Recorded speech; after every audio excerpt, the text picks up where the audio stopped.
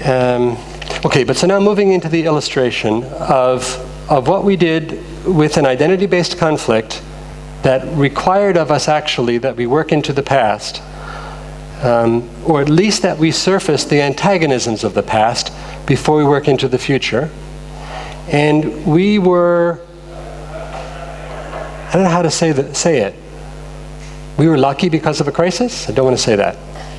The crisis provided an opportunity for us to move from a past that had been mostly buried, which was racism in Cincinnati, Ohio, to a future that we could potentially create together.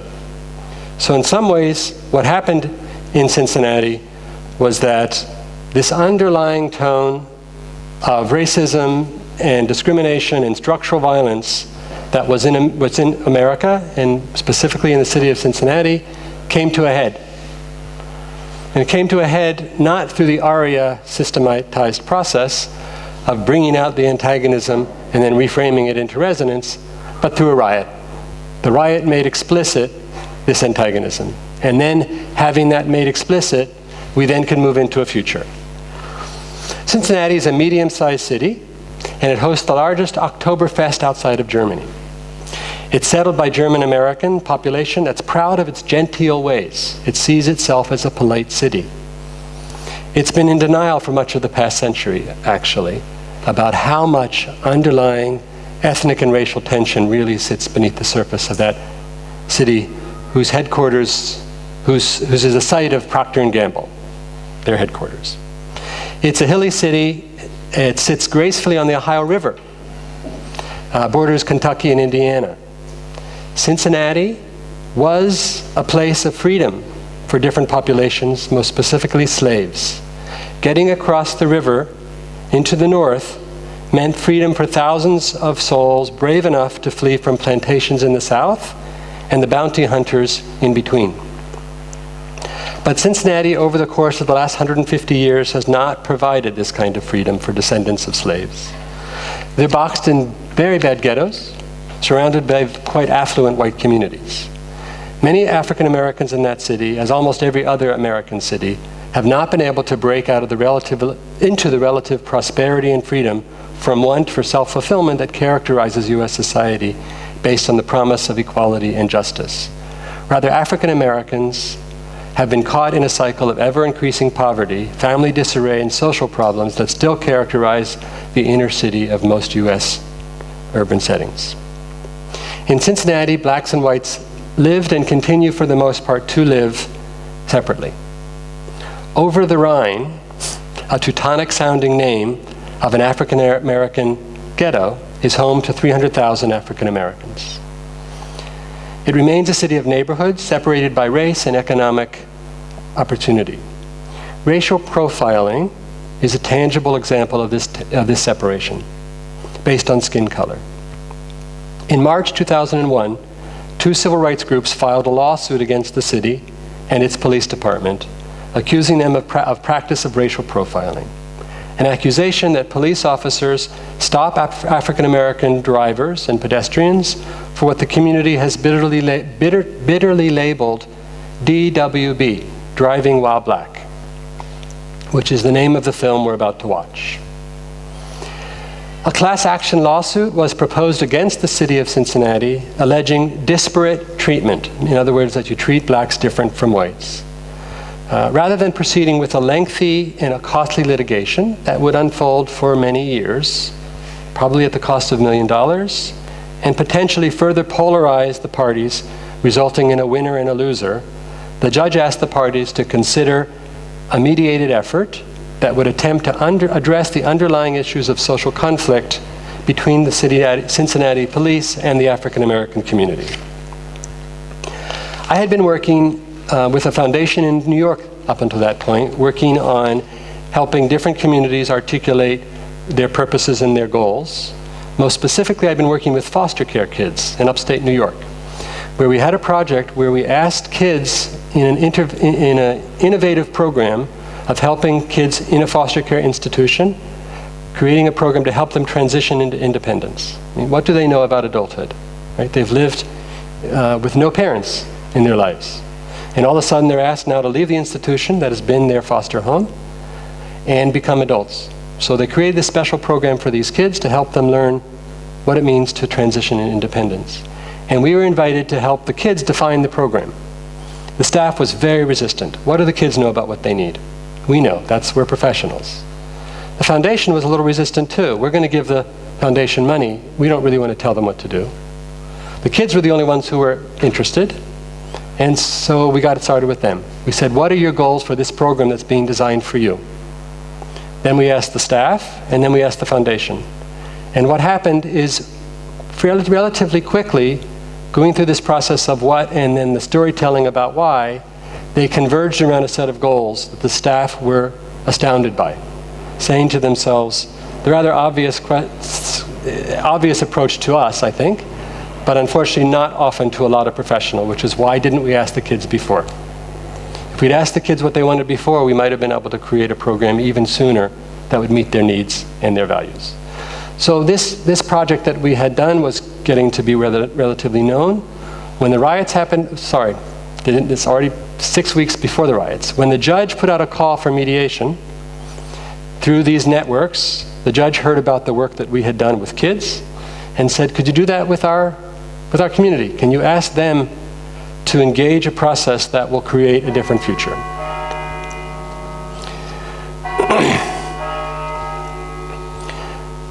So again, so she invited me. She explained that her commitment to this alternative, this rather risky alternative, because of racial profiling in her view, is the trigger point akin to overcoming separate seating on buses in the South 4 decades ago. She saw this as the racial confrontation line in America.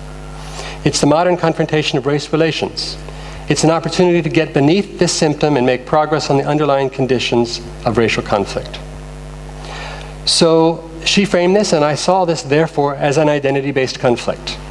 I brought the parties together, and I basically suggested that we needed to go through a conflict engagement process of surfacing and making explicit the antagonism, particularly the African American community had towards the police, but also that the police were having towards the African American community. And not only those communities, but others surrounding. Well, very quickly, the police said to me, if that's what you got to offer, we'd rather go to court. Because we didn't do it, we're not to blame. Racism may be a problem in America, but it's not our problem in our work, so let's go back to court. So I had to make a choice, which was, even though I think this is an identity-based conflict, at least one of the parties isn't willing to engage on that. So what can I do? Well, I can say, all right, then we're going to view it as a goal-based issue, that there are different goals. The police want to prevent crime and disorder. The African American want to be treated fairly. And these two goals seem to be clashing. So let's frame this in terms of a goal-based process for the future of police-community relations. Even as I was offering this, I was trembling because I didn't think it was the right analysis. I thought the analysis had to do with the painful past, not only of the African American community, but also of the police community, who had their own traumas, being seen now as victimizers instead of as agents of public safety. Police said, yes, we'll do it. That's what we're about. We're about improving police-community relations. The African Americans said, why should we? We've been through processes like this. We develop a new direction, and then nothing happens. I said, the reason you should is that the federal judge is going to monitor and enforce any agreement you reach. So you'll have the power of the federal court. They said, okay, that's a good enough reason to try. Other groups to this potential collaborative said, yes, we'll do it. So the court put out an order, and here's the order. The court orders a pretrial collaborative of the alleged social conflicts. To the extent possible, the collaborative will include an opportunity to receive the viewpoints of all persons in the Cincinnati community regarding their goals for police-community relations. The participants will state their goals for police-community relations, why these goals are important, and how they would achieve these goals. What, why, and how. Under the management of the ARIA group, the parties intend to negotiate a written agreement, including a plan for action, ongoing collaboration, and reconciliation regarding the alleged social conflicts that are the subject of the collaborative. Further, any negotiated agreement must address the goals and values that are identified in the dialogue sessions. If the parties are able to negotiate a proposed agreement, it will be presented to the public in a public fairness hearing, the City Council, and to the court, which will receive testimony. If appropriate from the parties, participants in the dialogue sessions, court experts, and other national experts as to the fairness of the agreements. 1 month later, the riots broke out. So I have to say, during this month of when the collaborative was launched until the riots broke out, we actually were not making much progress. The group was fighting with itself. Why are we doing this? What's going on? You really did this to us. No, you didn't. No, we didn't. So where we needed to get engaged in an antagonistic framing so that we could reframe it, we were really stuck between here and there. The riots made it clear to everybody on national television, on international television, that antagonism was deep and abiding. And as the city was in disarray about what to do, the collaborative was in place, and now this group moved ahead with a process that the film will describe to you. And really the way the process unfolded is the exact model that I talked about. We invited everybody in the city to talk about their goals for police-community relations through a website, through an online survey, through interviews. We got 3,500 people to individually share their goals, their values, and their action ideas for improving police-community relations. Then we moved them into 8 different stakeholding communities: African Americans, youth, police officers, white citizens, business leaders, educational folks, 8 different groups, so intragroup dialogue. And we had them within their own groups tell stories about why they cared so deeply about their goals. Here's a couple examples. Police officers. Now, in listening to this, imagine police officers sitting with themselves, knowing that their data would be shared. We got permission and we got approval for all data to be made public. So there were newspaper articles, there were films about these dialogues, and yet they were in their own safe space. If any folks having the dialogue didn't want media, they would sit in a part of the room where media or data wasn't recorded. But otherwise, people were telling their own stories about their own values. And here's a police officer. "I don't believe racial profiling exists," he says to his fellow officers sitting in a group of 10. "Why do people believe it does? I've never seen one instance of racial profiling. Why has good police work turned into racial profiling? One day I arrested a black man for walking not in a crosswalk. He resisted arrest. He had lots of marijuana on him, and cash, and a gun. The point is, yes, I stopped a man because he looked suspicious on a not very real reason of crossing illegally. And it turned out the man was dangerous. I did a good job." People say Timothy Thomas, this young black man who was killed, had only misdemeanors. If they were so insignificant, why did the judge issue warrants for his arrest? On the other hand, police are sometimes guilty of discourtesy. Let's separate that from racial profiling, though. Let's separate that from bad service. When we stop someone because they resemble one we are looking for, and they turn out not to be the person, we should apologize and explain why they were stopped. That could reduce complaints by 75%. There is a perception that we police officers are afraid of blacks, and that we have itchy trigger fingers. Many times I've used forbearance and have not used force when the situation was such that if I had, I would have been found justified in so doing. This is good judgment and good skill. Nobody hears about our good work or our good judgments. That's the kind of story police told to each other. Another police officer. "I'm very proud to be a police officer, a Cincinnati police officer. The media distort. They're destroying our police force. It makes me mad when the press reports a white police officer does this or that. Why mention race? We have no chance to defend ourselves against the charges made. While at this time, just after 9/11, the rest of the country is praising police and firefighters. In Cincinnati, they're throwing rocks and bottles at us." Right? So this is the police story, and they're telling it with each other. Here's a youth story. "I feel as a young black man, I am automatically suspect.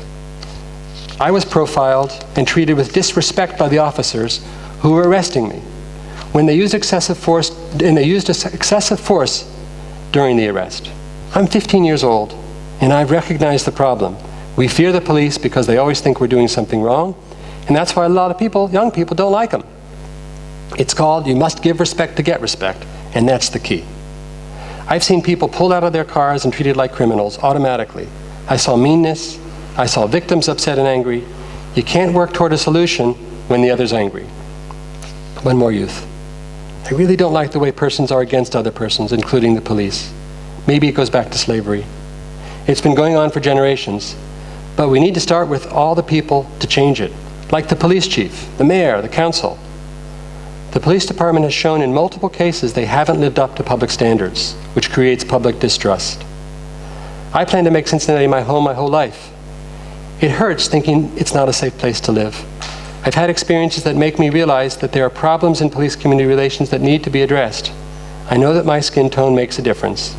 I've heard that by the time we're 21, most black males are dead or in jail. I'm real concerned about black-on-black crime, too. I hope we'll stop sending scared officers to dangerous places and have wounded training so that people like Timothy Thomas don't get killed. I have a family that are police officers, and I believe we should be able to trust each other. This country was founded on trust and built on a unique system. I believe in unity, open dialogue, and trust, and it feels like the U.S. is falling apart at the seams. Distrust is a huge part of the decline of this country. So 3,500 people shared their data, 900 people shared these stories. They met in small groups, they talked about why they care deeply, and then they reached agreement on 5 goals that set the tone for a federal court agreement that then implemented changes in police community relations and also in community police relations. So it went both ways. Okay, I think that's enough by introduction. The film's about a half hour. There's one section in the beginning where he gets very technical about racial profiling, and I may fast forward it if I can figure out how to do that. Otherwise, we'll just let it run. Okay?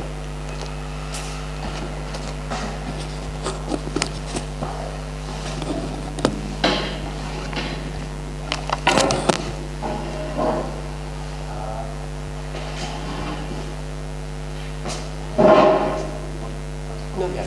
Oh, when I want to, yeah.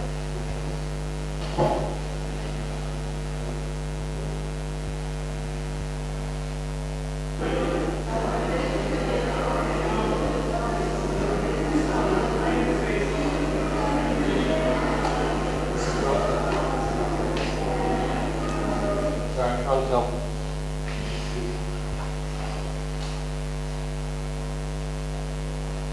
So as he's putting this on, this was made by the BBC. And they came to Cincinnati and said, we want to do a film on racial profile. I said, why don't you do a film on an attempt to try to do something creative with racial profile? And I convinced them to do that. So it's still called Driving While Black, which is, again, the notion of racial profiling. But as the film moves on, you'll see they focus on what was done constructively in this crisis.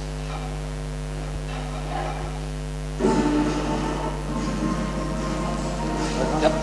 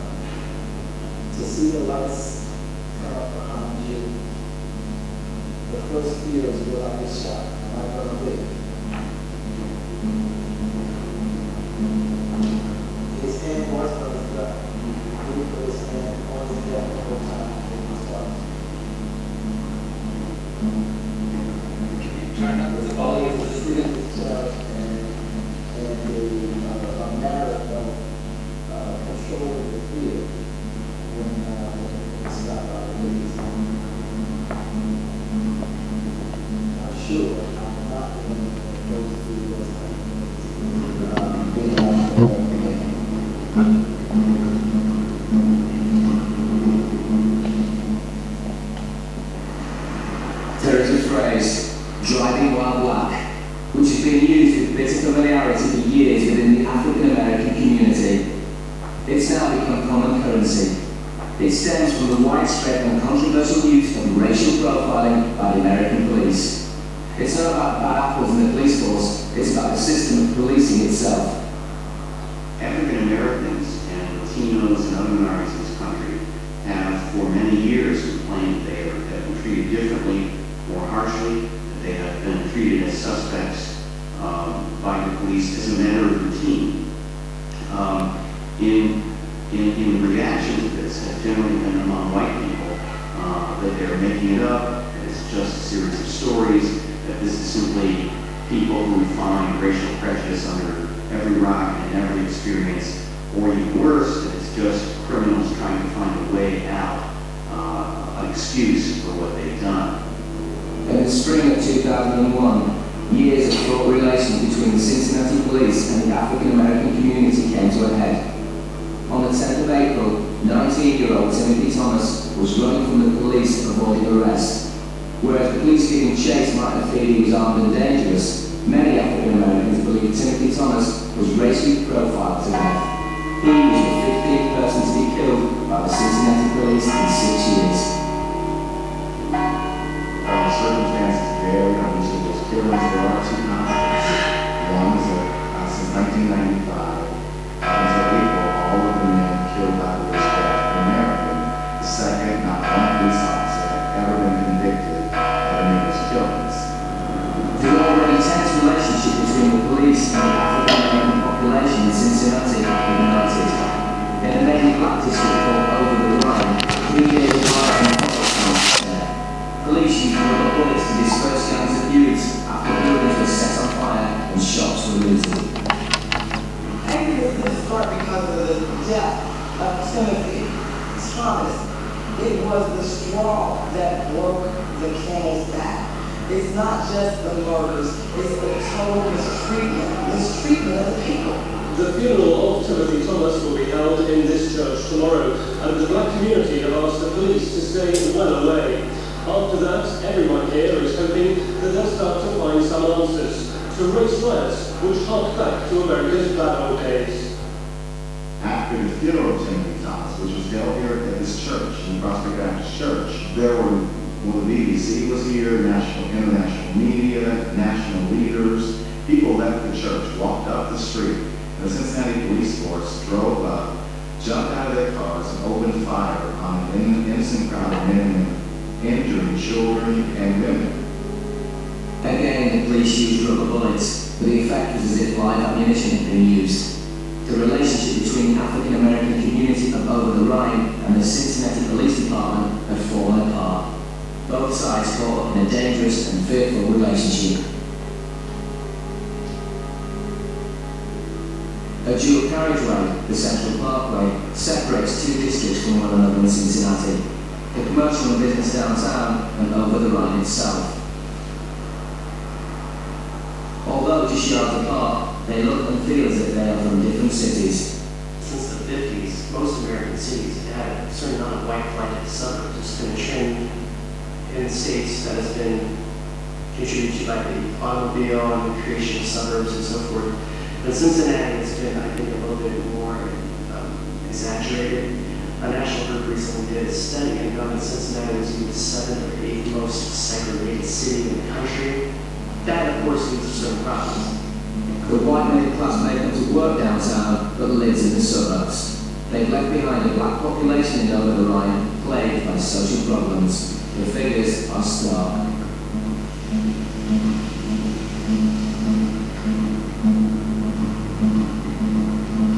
When you're that segregated as we are, it affects the public school system, where kids aren't growing up and learning together. It affects the economy, where a large segment of the African American community lives below the poverty line in these segregated communities. And then, of course, it does affect police-community relations. You have a police force that sometimes the first interaction that these men and women have with African Americans comes when they have a gun, a badge, and a stick, and they're approaching the community that they've always believed was the worst community in the city or some kind of jungle. And so you have a clash of cultures.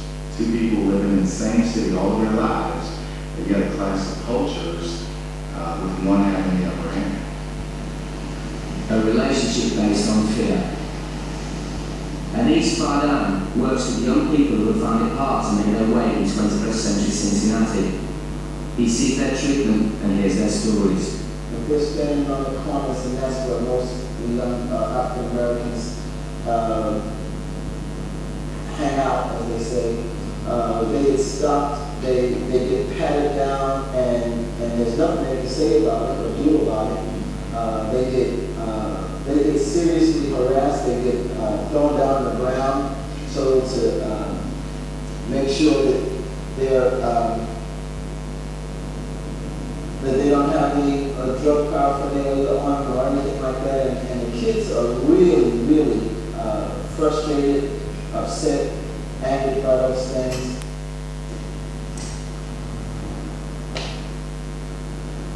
Lieutenant Ron Kesey has covered over the Rhine for the last 2 years. He's trained to be ready for what might happen at any time. A lot of officers, when we all tend to do is think of, the possibility of someone having a gun. We think of the highest expectation of what we encounter, which is not just like a normal routine. We always think where they got, a weapon or something. So we use caution there. Right now, it's still an adversarial relationship because we still, unfortunately, have police officers here in the city of Cincinnati that believe that they can come into the poor whites and the black community and police any way they feel is necessary.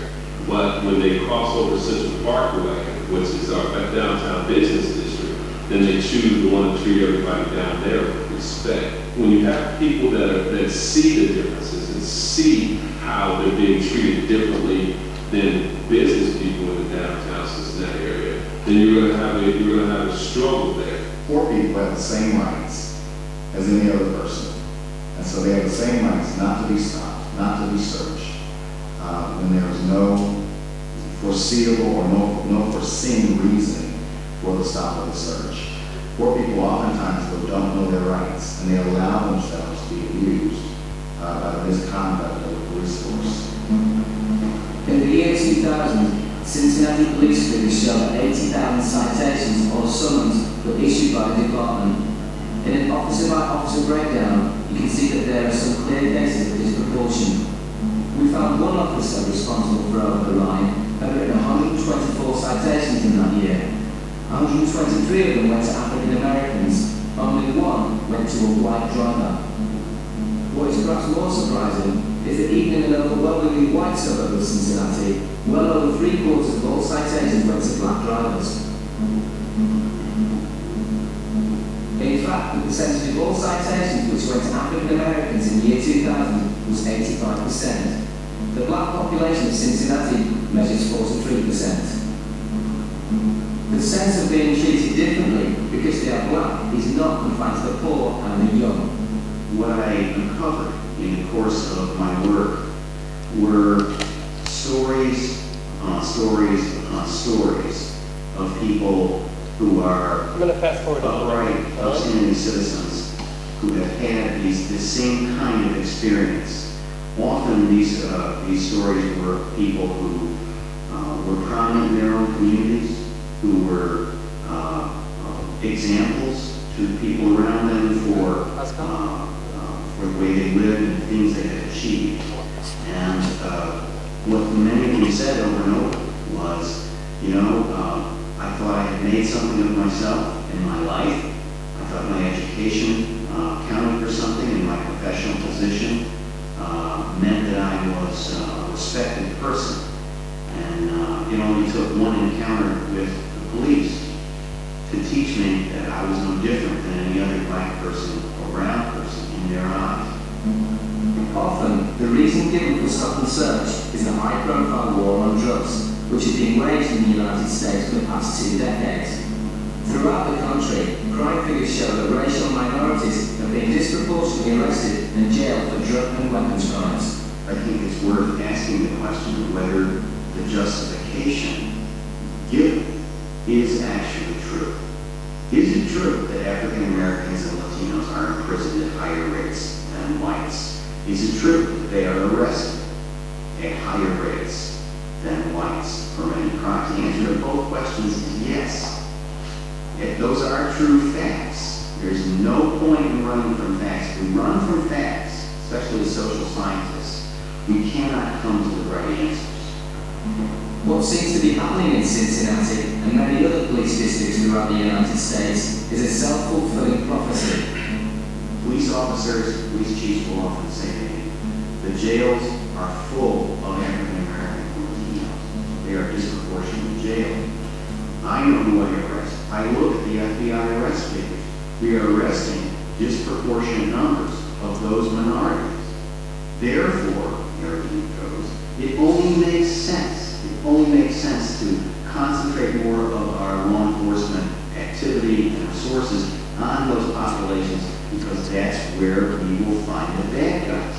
But what happens is, when we look at that and we use that to justify who we go out and stop the next day, we simply build the justification over again.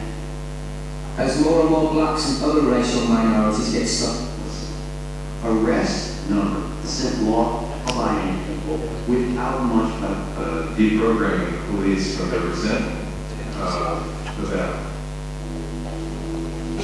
a unique solution to the class action was instigated. A mediation process which was not to be confined to the parties in the class action itself. A mediator or special master was appointed by the court, charged with going beyond the settlement of the individual cases. He was to tackle the underlying issues and perceptions and come up with an agreement that all sides could buy into. It's quite clear, it's very clear to the judge, that pursuing this process in an adversarial way would do only harm.